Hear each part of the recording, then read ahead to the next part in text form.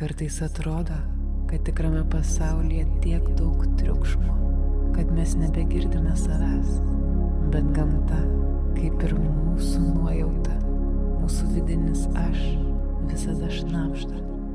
Tylos akimirkos tarp medžių, bangų mūša ar vėjo dvelksmas, tai visata, gamta kalbanti su tavimi.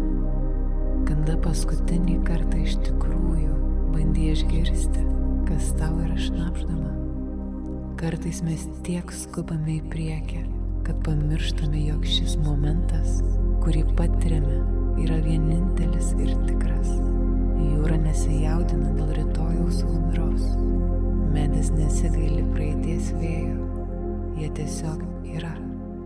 O jeigu ir mes leistume savo tiesiog būti, čia ir dabar, be lūkesčių, be sienų, tiesiog būti.